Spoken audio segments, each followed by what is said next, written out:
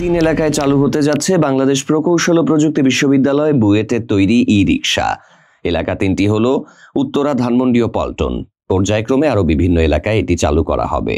শনিবার 28 জুন ডিএনসিসির অডিটোরিয়ামে 3 চাকার স্বল্প গতির ব্যাটারি চালিত রিক্সা চালক প্রশিক্ষণ কর্মসূচির উদ্বোধনকালে এই কথা জানান স্থানীয় সরকার, পল্লী উন্নয়ন ও সমবায় মন্ত্রণালয়ের উপদেষ্টা আসিফ মাহমুদ সজীব ভুঁইয়া। আসিফ মাহমুদ বলেন, প্রক্রিয়াটা অনলাইনে হবে। রিক্সা অ্যাপ নামে আমরা একটা অ্যাপ ইন্ট্রোডিউস করবো এবং একটা ওয়েবসাইট থাকবে, তার মাধ্যমে পুরো প্রক্রিয়াটা হবে। আমাদের রিক্সাগুলোতে কিউআর কোড থাকবে। কিউআর কোড দিয়ে এই যে আমাদের ট্রাফিক পুলিশ যে রেগুলেশনস এর মধ্যে তাদেরকে আনবে, কিউআর কোডটা স্ক্যান করলে সব ইনফরমেশন চলে আসবে। আমাদের ট্রেনাররা সেটা ইউজ করতে পারবে। বর্তমান সময়ের মতো অনির্দিষ্ট নয়, প্রতিটি এলাকাতেই নির্দিষ্ট সংখ্যক রিক্সা থাকবে। চালকরা যেন চাঁদাবাজি বা অন্যান্য কোনো হয়রানির শিকার না হয় সেই ব্যবস্থা করা হবে। এ সময় ডিএনসিসির প্রশাসক মোহাম্মদ এজাজ জানান, বর্তমান যে রিক্সাগুলো আছে সেগুলো এখনই উঠিয়ে দেওয়ার পরিকল্পনা নেই।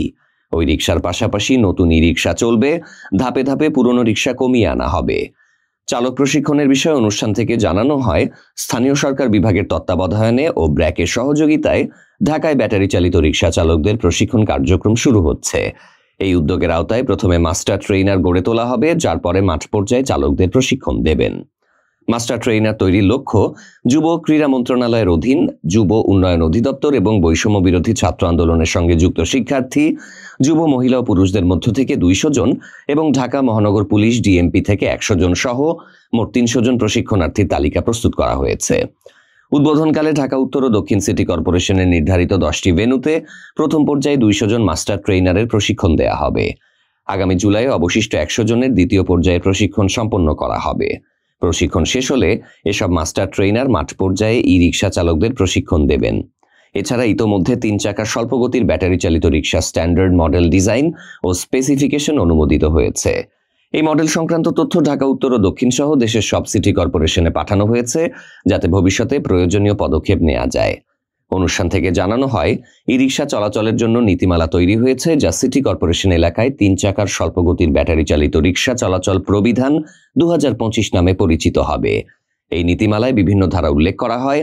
এর মধ্যে ই রিক্সা চলাচলের সাধারণত সড়ক ব্যবহার ও যাত্রী পরিবহন নিয়মাবলীতে বলা হয়, 3 চাকার স্বল্পগতির ব্যাটারি চালিত ই রিক্সা শুধু সংশ্লিষ্ট সিটি কর্পোরেশন ও ট্রাফিক পুলিশ বিভাগ নির্ধারিত রাস্তায় চলাচল করবে।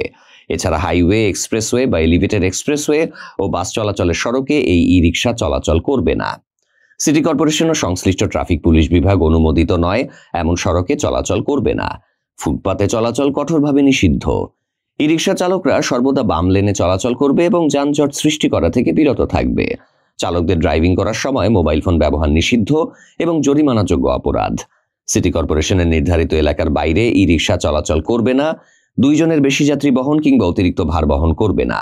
নিয়ম বহির্ভূতভাবে ওভারটেক এবং লেন পরিবর্তন করবে না।